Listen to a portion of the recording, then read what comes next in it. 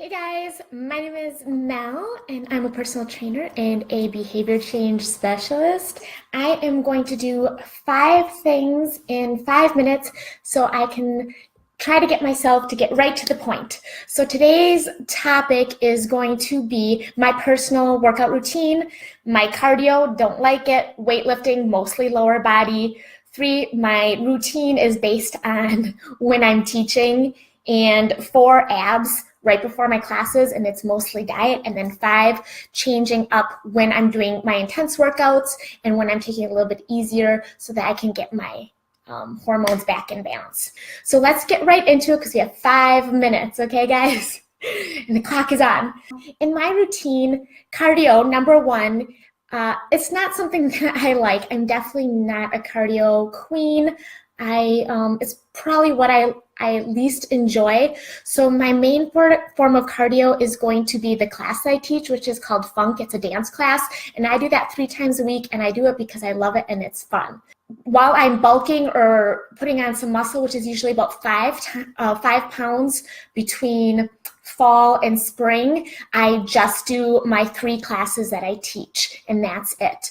Come spring, I will add 15 to 20 minutes a couple times a week, 1 or 2 times a week. That just helps me lean back out for summer. And then again, once summer starts, just the 3 classes or 2 classes, whatever I'm teaching, I kind of go back into maintenance. But then, of course, during the summer, all those outdoor activities start, so rollerblading and going for walks and simple things like that, I consider cardio. So that's basically what I do for my cardio. Now we're going to go into weights. I divided up into different muscle groups. So my legs, I do twice a week. I do glutes twice a week.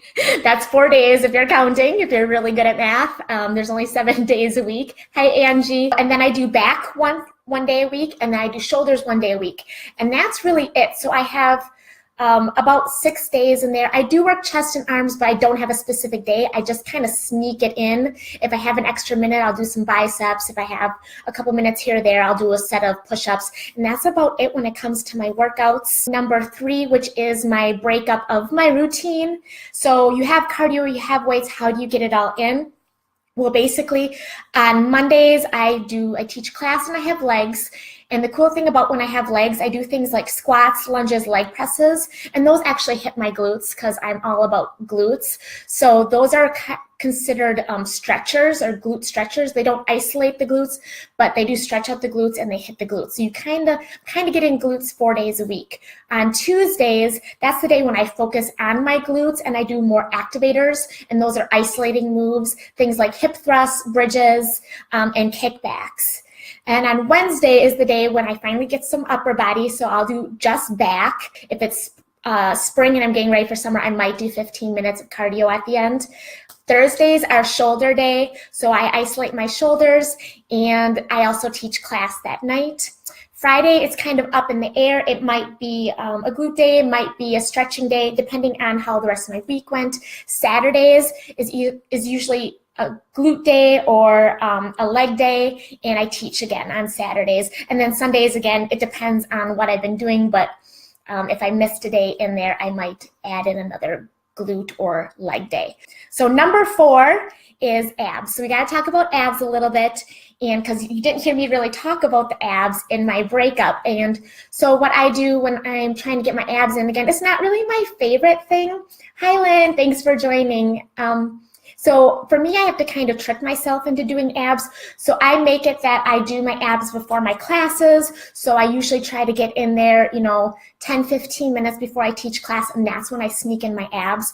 But I do want to say abs are really made in the kitchen. So for my abs, it's not so much how much I'm lifting, but it's really about my diet. And I try to focus on anti-inflammatory foods so that I don't have bloat and inflammation in my gut, and that keeps it lean. And then number 5, so this is the biggest change in my routine, is the hormone imbalances. And this is what I've been focusing on more because I don't have hormones, and so it's really hard for me to put on any muscle, which I haven't in a while. So 1 week out of the month, I kind of cut most of it out. I'm not lifting heavy. I'm doing steady state cardio, nothing intense, so nice easy walks on treadmills, doing more stretching. like I said, yeah, just really lightweight, taking it easy, and that's going to be week 3 or when you're ovulating.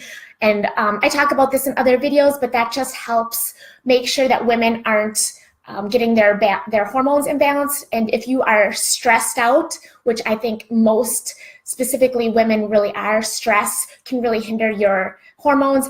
And working out like a man all month, when there is definitely specific times of the month hormonally when we should not be pushing it, that actually will hinder your ability to get results.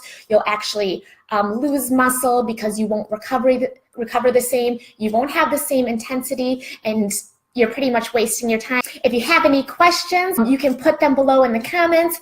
Otherwise, you can always personal message me. All right, guys, thank you so much for joining, and hopefully I will see you next time. Again, Tuesdays at 2. I will talk to you